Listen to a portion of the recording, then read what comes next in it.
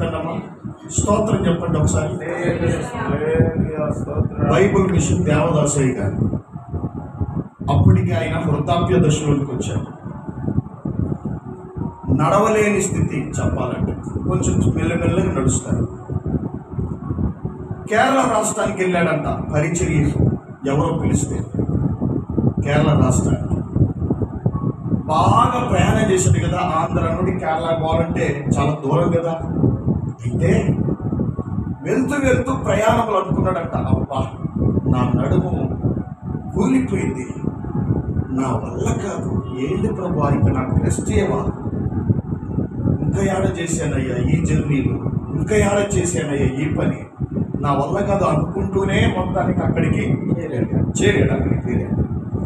ఇంకా meeting place దగ్గరికి వెళ్ళాలా, ఆ రైల్వే స్టేషన్ నుండి మీటింగ్ ప్లేస్ దగ్గరికి కారులో వాళ్ళు వచ్చారు, రిసీవ్ చేసుకున్నారు, తీసుకుపోతా ఉంటే ఒకనొక చోట కొంచెం ఒక అప్పులాగా, అంటే ఒక కొండమూడులాగా అట్లా వచ్చిందంట. కారు వెళ్తా ఉన్నాడు. ఈ కారు ముందు ఎద్దుల బండి, ఒక బండి, దాని మీద ఒక 10-15 బస్తాలు వేసి ఎద్దుల బండి నడుపుకుంటూ వెళ్తున్నాడు ఒక రైతు. ఒకేనా ఒకటే ఏమో మొత్తానికి. ఎద్దుల బండి మీద ఆ బండిలో అవన్నీ ఏంటి బస్తాలని పెట్టుకొని, పాపం అది అప్పుగా ఉంది కదా, అప్పుగా ఉండేసరికి ఎద్దు నడవలేకపోతాం, బరువు మొయ్యలేక నడవలేక చిన్నగా పోతూ మధ్యలోకి వెళ్ళేసరికల్లా ఈ ఎద్దు కాలు సడలి అటు కృంగిపోయింది, పడిపోయింది. ఎద్దు పడిపోయేసరికల్లా రోడ్డుకు అడ్డంగా ఉంది బండి, అర్థమైందా? వెనక వాహనాలన్నీ వెనకనే ఆగిపోయాయి. కార్లు కానీ వెహికల్ కానీ హార్న్ కొడతా ఉంటే పాపం వాడు ఏం చేయగలడు? ఏమైనా చేయగలరా? చేయగలరు. అది వెహికల్ అయితే వెంటనే సైడ్ తీసి పెట్టగలడు, అది వెహికల్ లేస్తే ఆ ఎద్దు లేయాలా, తీస్తే ఆ ఎద్దే పక్కకు కట్టాలి, లేకపోతే అట్లనే ఆగిపోవాలి.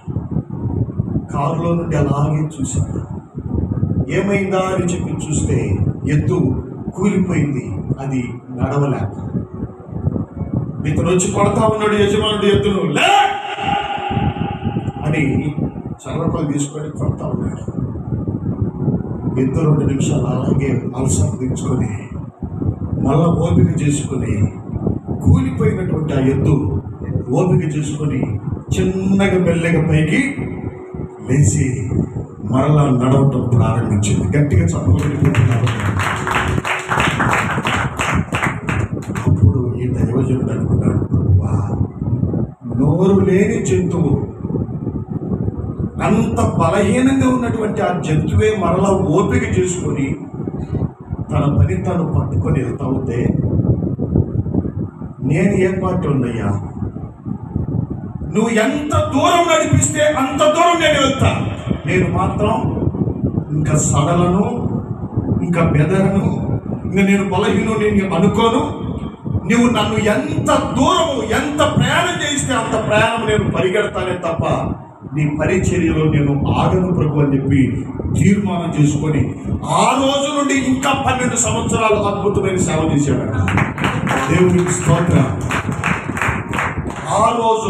ఆ రోజు తీసుకున్న తీర్మానం నుండి 12 ఏళ్ళు ఆ ఎద్దు అతనికి సందేశం ఇచ్చింది. అరే బాబు, నువ్వు ముసలోడి అయ్యావని చెప్పి నువ్వు అనుకుంటున్నావు, ముసలోడి అని చెప్పి బైబిల్ పక్కన పెట్టి కుర్చీలు కూర్చొని సలహాలు ఇవ్వటం కాదు, నువ్వు చచ్చిపోయేంత వరకు నువ్వు నా సేవ చేయాలి.